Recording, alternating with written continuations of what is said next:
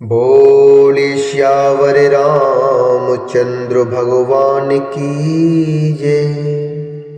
महर्षि वाल्मीकि भगवान की जय। श्री हनुमान जी महाराज की जय। श्रीमद् वाल्मीकि रामायण के अयोध्या कांड के 91वें सर्ग में आज हम प्रवेश करेंगे और जिसमें वर्णन है भरद्वाज मुनि के द्वारा सेना सहित भरत का दिव्य सत्कार। भरद्वाज मुनि के द्वारा सेना सहित भरत का दिव्य सत्कार। जब भरत ने उस आश्रम में ही निवास का दृढ़ निश्चय कर लिया, जब भरत ने उस आश्रम में ही निवास करने का दृढ़ निश्चय कर लिया, तब मुनि ने कैकेयी कुमार भरत को अपना आतिथ्य ग्रहण करने के लिए न्योता दिया। यह सुनकर भरत ने उनसे कहा, हे मुनि, अब्रवीदो भरत इष्टवेनम नन्विदं भवता कृतम्। अब्रवीदो भरत इष्टवेनम नन्वदं भवता कृतं। पादुमर्गेमथाय तिथ्यं वने यदुपपद्यते। पादुमर्गेमेथातिथ्यं वने यदुपपद्यते। अथोवाच भरद्वाजो भरतं प्रहसन्निव। अथोवाच भरद्वाजो भरतं प्रहसन्निव। जाने त्वामुपेत संयुक्तं तुष्ये इष्टवं येन केनचित्। जाने त्वामुपेत संयुक्तं तुष्ये इष्टवं येन केनचित्। जब भरत ने उस आश्रम में ही निवास का दृढ़ निश्चय कर लिया, तब मुनि ने कैकेयी कुमार भरत को अपना आतिथ्य ग्रहण करने के लिए न्योता दिया। यह सुनकर भरत ने उनसे कहा, हे मुनि, वन में जैसा आतिथ्य सत्कार संभव है वह तो आप पाद्य, अर्घ्य और फल मूल आदि देकर ही कर चुके हैं। उनके ऐसा कहने पर भरद्वाज जी भरत से हंसते हुए बोले, भरत से हंसते हुए से बोले, हे भरत, मैं जानता हूँ मेरे प्रति तुम्हारा प्रेम है, अतः मैं तुम्हें जो कुछ दूंगा उसी से तुम संतुष्ट हो जाओगे।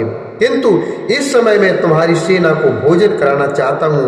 हे नरश्रेष्ठ, इससे मुझे प्रसन्नता होगी और जिस तरह मुझे प्रसन्नता हो वैसा कार्य तुम्हें अवश्य करना चाहिए। हे पुरुष प्रवर, तुम अपनी सेना को किस लिए इतनी दूर छोड़कर यहाँ पर आए हो? सेना सहित यहाँ क्यों नहीं आई हो? किमर्थम चापि निक्षिप्य दूरे बलिम्यहा गतः कस्मान्ने हो पयातो अशि शबलः पुरुषर्भः। हे पुरुष प्रवर, तुम अपनी सेना को इतनी दूर छोड़कर क्यों आए हो? सेना सहित तुम यहाँ पर क्यों नहीं आए हो? तब भरत ने हाथ जोड़कर उन तपोधन मुनि को उत्तर दिया, हे भगवान, मैं आपके ही भय से सेना के साथ यहाँ नहीं आया हूँ। हे प्रभु, राजा और राजपुत्र को चाहिए कि वे सभी देशों में प्रयत्न पूर्वक तपस्वी जनों को दूर छोड़कर रहे, क्योंकि उनके द्वारा उन्हें कष्ट पहुँचने की संभावना रहती है। हे भगवान, मेरे साथ बहुत से अच्छे अच्छे घोड़े, मनुष्य और मतवाले गजराज हैं जो बहुत बड़े भूभाग को ढककर मेरे पीछे पीछे चलते हैं। वे आश्रम के वृक्ष, जल, भूमि और पर्णशालाओं को हानि न पहुंचाएं, इसलिए मैं अकेला ही आया हूं। तदंतर उन महर्षि ने आज्ञा दी कि सेना को यहीं लेके आओ। तब भरत ने सेना को वहां बुलवाया। इसके बाद मुनिवर भरद्वाज ने अग्निशाला में प्रवेश करके जल का आचमन किया और ओट पहुंचकर भरत के आतिथ्य सत्कार के लिए विश्वकर्मा आदि का आवाहन किया। वे बोले, मैं विश्वकर्मा त्वष्टा देवता का आवाहन करता हूँ। आह वै विश्वकर्माणमहम्। आह वै विश्वकर्माणमहं त्वष्टारमेव च। वै विश्वकर्माणमहं त्वष्टारमेव च। आतिथ्यं कर्तुमिच्छामि तत्र मे संविधीयताम्, तत्र मे संविधीयताम्। वै लोकपाला स्त्रीन् देवान् शक्रपुरोगमान् आतिथ्यं कर्तुमिच्छामि तत्र मे संविधीयताम्, संविधीयताम्। वे बोले, मैं विश्वकर्मा तुष्टा देवता का आवाहन करता हूँ। मेरे मन में सेना सहित भारत का आतिथ्य सत्कार करने की इच्छा हुई है और इसमें मेरे लिए वे आवश्यक प्रबंध करें और इसमें मेरे लिए वे आवश्यक प्रबंध करें। जिनके अगुआ इंद्र हैं उन तीनों लोकपालों का अर्थात इंद्र सहित यम, वरुण और कुबेर नामक देवताओं का मैं आवाहन करता हूँ। इस समय भारत का आतिथ्य सत्कार करना चाहता हूँ, इसमें मेरे लिए वे लोग आवश्यक प्रबंध करें। पृथ्वी और आकाश में जो पूर्व एवं पश्चिम की ओर प्रवाहित होने वाली नदियां हैं उनका भी मैं आवाहन करता हूँ, वे सब आज यहाँ पधारें। कुछ नदियां मेरे प्रस्तुत करें, दूसरी अच्छी तरह तैयार की हुई सुरा लेके आए तथा अन्य नदियां ईख के पूर्वों में होने वाली रस की भांति मधुर एवं शीतल जल तैयार करके रखें। मैं विश्वावसु, आहा और हूहू आदि देव गंधर्वों का तथा उनके साथ समस्त अप्सराओं का भी आवाहन करता हूँ। घृताची, विश्वाची, मिश्रकेशी, अलम्बुसा, नागदत्ता, हेमा, शोमा तथा अद्रिकृत स्थली अथवा पर्वत पर निवास करने वाली सोमा का भी मैं आवाहन करता हूँ। जो अप्सराएं इंद्र की सभा में उपस्थित होती हैं तथा जो देवांगनाएं ब्रह्मा जी की सेवा में जाया करती हैं उन सब का मैं तुम्बरू के साथ आवाहन करता हूँ। वे अलंकारों तथा नृत्य गीत के लिए अपेक्षित अन्यान्य उपकरणों के साथ यहाँ पधारे।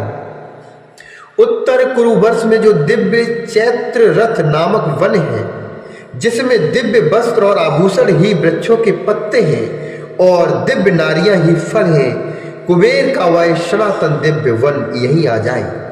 यहाँ भगवान सोम मेरे अतिथियों के लिए उत्तम अन्न, नाना प्रकार के भक्ष्य, भोज्य, लेह और चोष्य की प्रचुर मात्रा में व्यवस्था करें।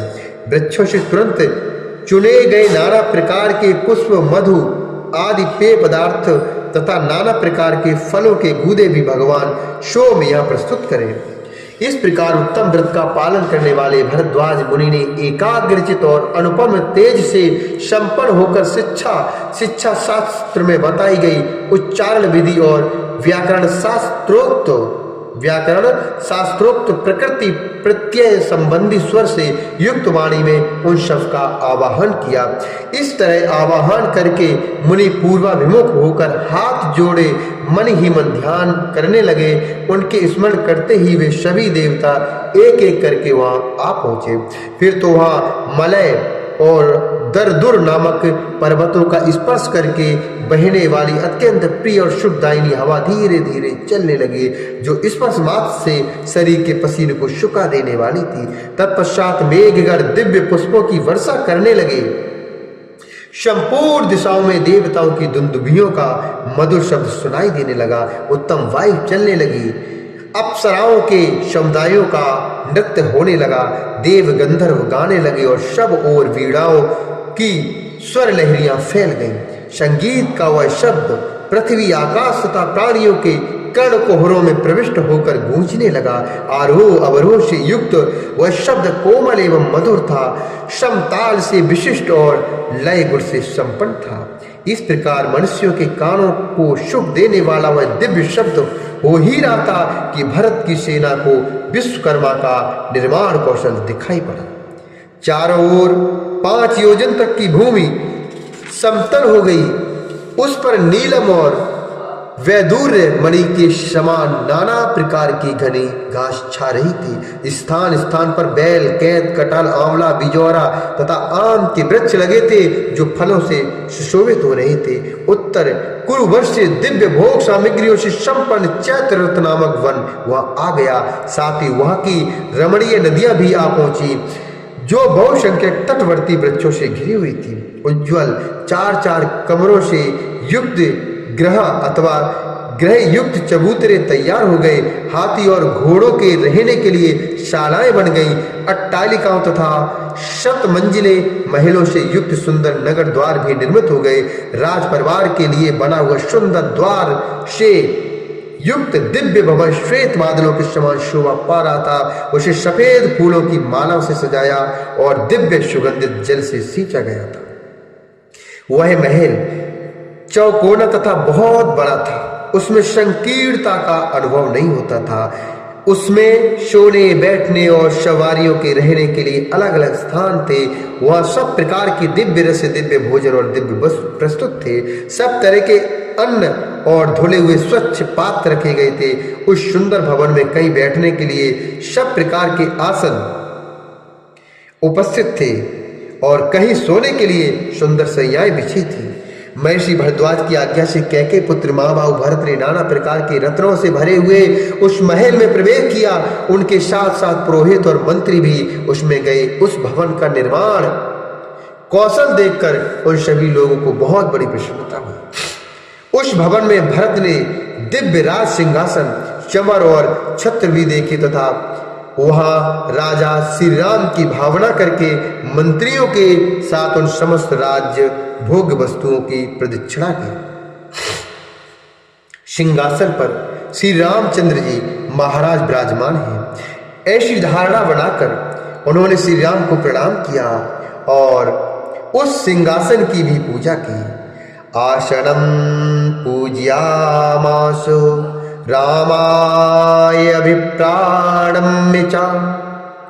आसनं पूज्यमासो रामाय अभिप्रणम्य च। वालिव्यजन्मादाय न्यसीदतु सचिवासने। न्यसीदति सचिवासने। सिंहासन पर श्री रामचंद्र जी महाराज विराजमान हैं। ऐसी धारणा बनाकर उन्होंने श्री राम को प्रणाम किया और उस सिंहासन की भी पूजा की। फिर अपने हाथों में चमर लेकर वे मंत्री के आसन पर जा बैठे। तत्पश्चात पुरोहित और मंत्री भी क्रमशः अपने योग्य आसनों पर बैठे। फिर सेनापति और प्रशासका छावनी की रक्षा करने वाले भी बैठ गए। तदंतर वहां 2 ही घड़ी में भरद्वाज मुनि की आज्ञा से भरत की सेवा में नदियां उपस्थित हुई जिनमें कीच के स्थान में खीर भरी थी। खीर भरी थी। उन नदियों के दोनों तटों पर ब्रह्मर्षि भरद्वाज की कृपा से दिव्य एवं रमणीय भवन प्रकट हो गए जो चूने से पुते हुए थे। उसी मुहूर्त में ब्रह्मा जी की भेजी हुई दिव्य आभूषणों से विभूषित 20,000 देवांगनाएं वहां आई। इसी तरह स्वर्ण, मणि, मुक्ता और मूगों के आभूषणों से शोभित कुबेर की भेजी हुई 20,000 दिव्य महिलाएं भी वहां उपस्थित हुई जिनका स्पर्श पाकर पुरुष उन्मादग्रस्त सा दिखाई देता है।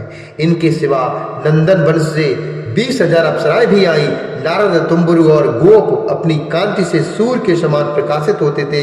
ये तीनों गंधर्वराज भरत के सामने गीत गाने लगे। अलम्बुषा, विश्वकेशी, पुंडरीका और वामना ये 4 अप्सराएं भरद्वाज मुनि की आज्ञा से भरत के समीप नृत्य करने लगी। जो फूल देवताओं के उद्यानों में और जो चैत्र वन में हुआ करते हैं वे महर्षि भरद्वाज के प्रताप से प्रयाग में दिखाई देने लगे। भरद्वाज मुनि के तेज से बेल के वृक्ष मृदंग बजाते, बहेड़े के पेड़ सम्या नामक ताल देते और पीपल के वृक्ष नृत्य करते थे। तदंतर देवदारू, ताल, तिलक और तमाल नामक वृक्ष कुबड़े और बोने बनकर बड़े हर्ष के साथ भरत की सेवा में उपस्थित हुए। शिनशपा, आमल की और जम्बू आदि स्त्रीलिंग वृक्ष तथा मालती, मल्लिका और जाति आदि वन की लताएं नारी का रूप धारण करके भरद्वाज मुनि के आश्रम में आ बसी। वे भरत के सैनिकों को पुकार पुकार कर कहती थी, मधुर पान करने वाले हैं लोगों, लो यह मधु पान कर लो। तुम में से जिन्हें भूख लगी हो वे सब लोग यह खीर खाओ और परम पवित्र फलों के गूदे भी प्रस्तुत है, इनका आस्वादन करो। जिसकी जो इच्छा हो वही भोजन करो। 7-8 तरुणी स्त्रियां मिलकर एक एक पुरुष को नदी के मनोहर तटों पर उबटन लगा लगा कर नहलाती थीं। बड़े बड़े नेत्रों वाली सुंदरी रमणियां अतिथियों का पैर दबाने के लिए आई थीं। वे उनके भीगे हुए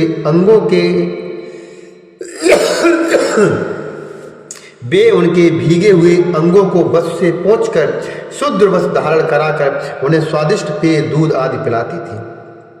तत्पश्चात भिन्न भिन्न वाहनों की रक्षा में नियुक्त मनुष्यों ने हाथी, घोड़े, गधे, ऊंट और बैलों को भली भांति दाना घास आदि का भोजन कराया।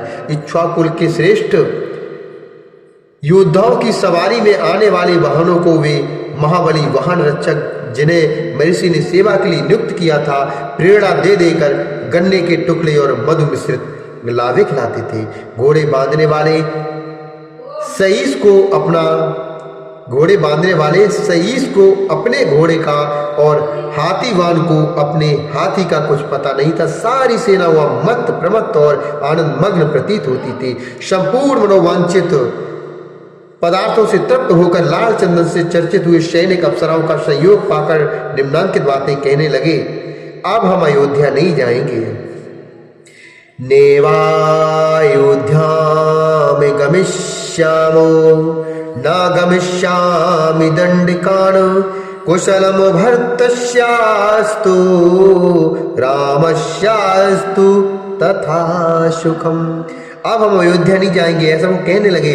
दंडकारण्य में भी नहीं जाएंगे। भरत सकुशल रहे, जिनके कारण हमें इस भूतल पर स्वर्ग का सुख मिला। तथा श्री रामचंद्र जी भी सुखी रहे, जिनके दर्शन के लिए आने पर हमें इस दिव्य सुख की प्राप्ति हुई। इस प्रकार पैदल सैनिक तथा हाथी सवार, घुड़सवार, सईस और महाबत आदि उस सत्कार को पाकर स्वच्छंद होकर उपयुक्त बातें कहने लगे। भरत के साथ आए हुए हजारों मनुष्य वहां का वैभव देखकर हर्ष के मारे फूले नहीं समाती थे और जोर जोर से कहते थे, यह स्थान स्वर्ग है। शस्त्रों सैनिक फूलों के हार पहनकर नाचते, हंसते और गाते हुए सब ओर दौड़ते फिरते थे। उस अमृत के समान स्वादिष्ट अन्न का भोजन कर चुकने पर भी उन दिव्य भक्ष्य पदार्थों को देखकर उन्हें पुनः भोजन करने की इच्छा हो जाती थी। दास दासियां, सैनिकों की स्त्रियां और सैनिक सब के सब नूतन वस्त्र धारण करके सब प्रकार से अत्यंत प्रसन्न हो गए थे। हाथी, घोड़े, गधे, ऊंट, बैल, मृग तथा पक्षी भी वहां पूर्ण तृप्त हो गए थे अतः कोई दूसरी किसी वस्तु की इच्छा नहीं करता था। उस समय वहां कोई भी मनुष्य ऐसा नहीं दिखाई देता था जिसके कपड़े सफेद न हो, जो भूखा या मलिन रह गया हो अथवा जिसके केस धूल से धूसरित हो गए हो। अजवाइन मिलाकर बनाए गए, बाराई कंद से तैयार किए गए तथा आम आदि फलों के गर्म किए हुए रस में पकाए गए उत्तमोत्तम व्यंजनों के संग्रहों, सुगंध युक्त रस वाली दालों तथा श्वेत रंग के भातों से भरे हुए शस्त्रों स्वर आदि के पात्र वहां सब ओर रखे हुए थे, जिन्हें फूलों की ध्वजाओं से सजाया गया था। भरत के साथ आए हुए सब लोगों ने उन पात्रों को आश्चर्यचकित होकर देखा। वन के आसपास जितने कुएं थे उन सब में गाढ़ी स्वादिष्ट खीर भरी हुई थी। वहां की गौएं, कामधेनु सब प्रकार की कामनाओं को पूर्ण करने वाली हो गई थी और उस दिव्य वन के वृक्ष मधु की वर्षा करते थे। भरत की सेना में आए हुए निषाद आदि निम्न वर्ग के लोगों की तृप्ति के लिए वहां मधु से भरी हुई बावड़ियां प्रकट हो गई थी तथा उनके तटों पर तपे हुए पिटर कुंड में पकाए गए मृग, मोर और मुर्गों के स्वच्छ मांस भी ढेर के ढेर रख दिए गए थे। वहां शस्त्रों, सोने के अन्न पात्र, लाखों व्यंजन पात्र और लगभग 1 अरब थालियां संग्रहित थीं। पिठर, छोटे छोटे घड़े तथा मटके दही से भरे हुए थे और उनमें दही को सुस्वाद बनाने वाले सौंठ आदि मसाले पड़े हुए थे। एक पहर पहले के तैयार किए हुए केसर मिश्रित पीतवर्ण वाले सुगंधित तक्र के कई ताला भरे हुए थे। जीरा आदि मिलाए हुए तक्र, रसाल, सफेद दही तथा दूध के भी कई कुंड पृथक पृथक भरे हुए थे। शक्करों के कई ढेर लगे थे।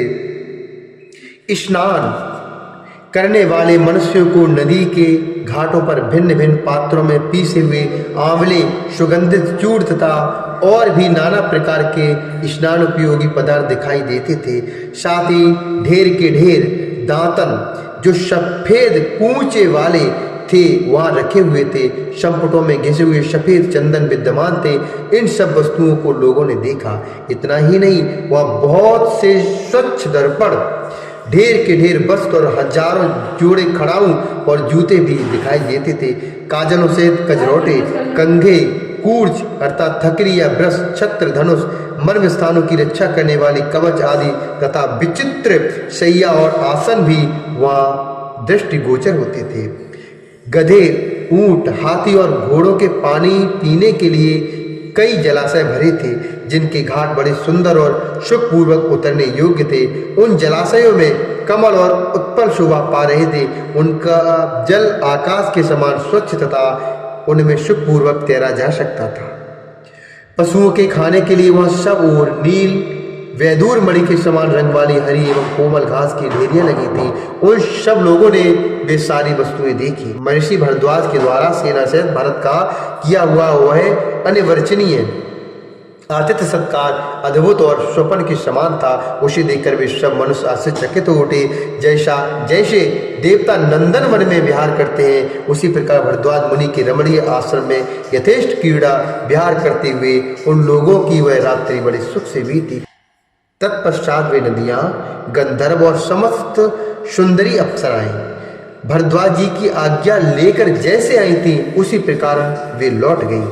सवेरा हो जाने पर भी लोग उसी प्रकार मधुपान से मत एवं उन्मत्त दिखाई देते थे। उनकी अंगों पर दिव्य अगरु युक्त चंदन का लेप ज्यों का त्यों दृष्टिगोचर हो रहा था। मनुष्यों के उपभोग में लाए गए नाना प्रकार के दिव्य उत्तम पुष्पहार भी उसी अवस्था में पृथक पृथक बिखरे पड़े थे।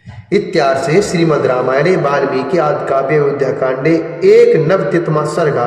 इस प्रकार श्री वाल्मीकि श्रवणात् काव्य अयोध्याकांड में 91वां सर्ग पूरा हुआ।